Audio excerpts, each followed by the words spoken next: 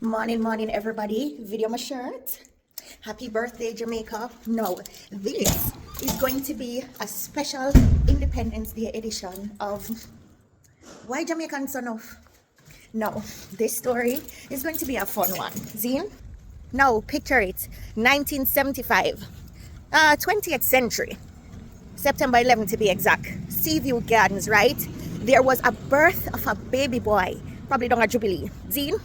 No, me no say nobody could have ever believe say this little baby boy was going to come and rule the world from out of Seaview, out of the ghetto. No way, we don't believe that, right? Wrong.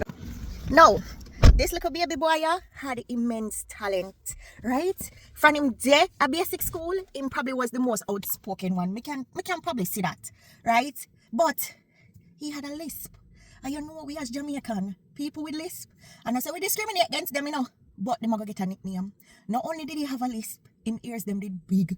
And according to the story what me read, them used to call him Dumbo Elephant because of how him ears them big. Zine.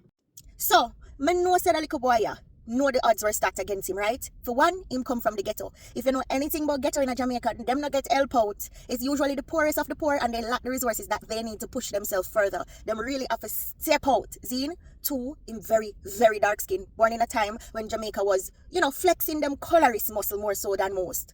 Three, him ears them did still big. He never grew into them. Poor thing.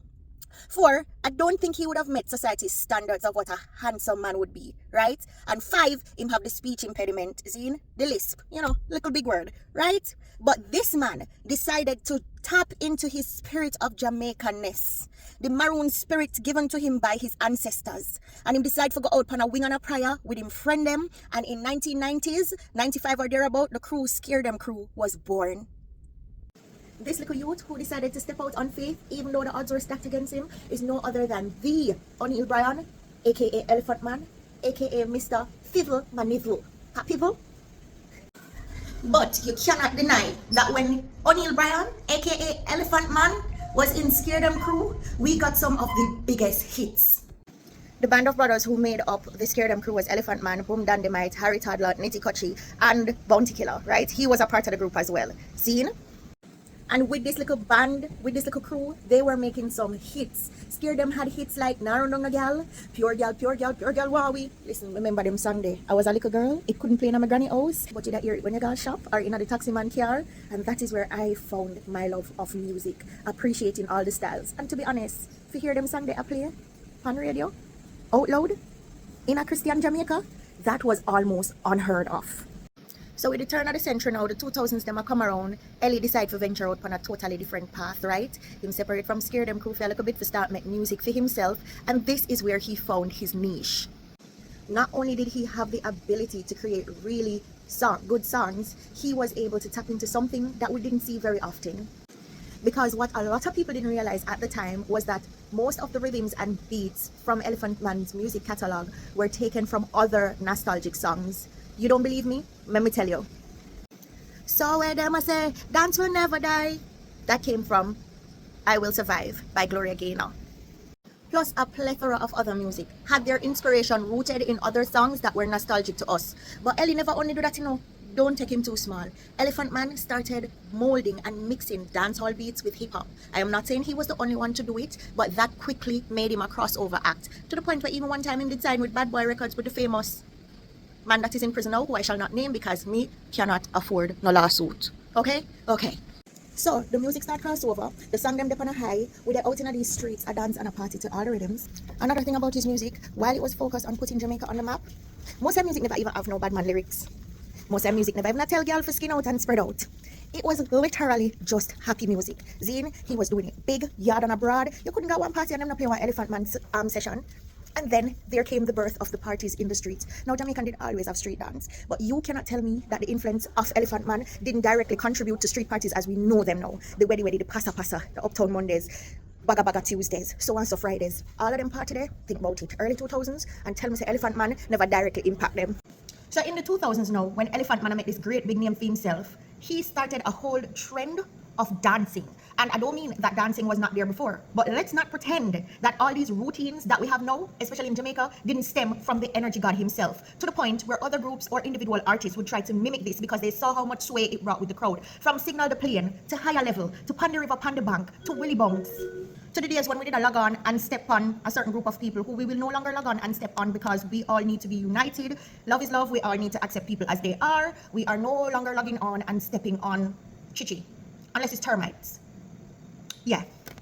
So while he was out here in these Jamaican and international streets making a way for himself, we are not going to not acknowledge the fact that he had dancehall artists before him, paving the way for him to get to where he is. But it is undeniable that the impact that he had on dancehall, both local and internationally, cannot be messed with. And for top of all of that, you see when Usain Bolt hit those Olympic streets in 2008 and do the gully creeper?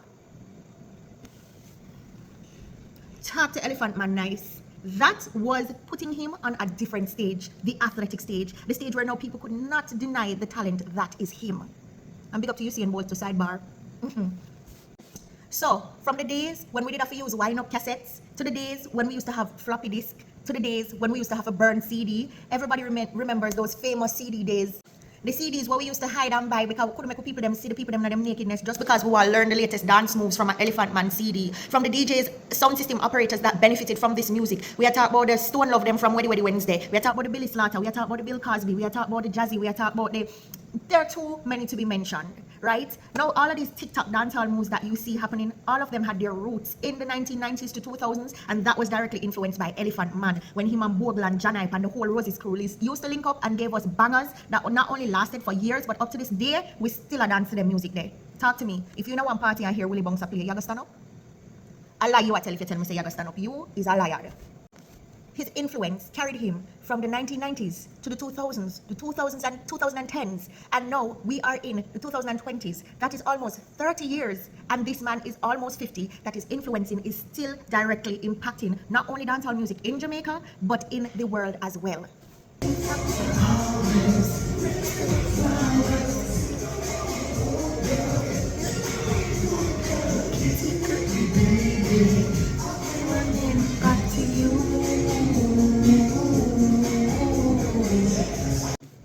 So when you hear music like that and think Elephant Man a look a hype and forward and think that he might try bring himself back in the music scene and thinks that he not have no relevance to today even though he is proving us otherwise, think again. This is the power of the Jamaican tenacity. This is the power of our influence. This is the power of him 30 years later from the first time he started dancehall, still being able to influence us in these TikTok streets through his dancing, through his discography, through his music, through his personality. By the way, Elephant Man was always copying other people's music. This is not the first time, not the second time, and it probably will not be the last time.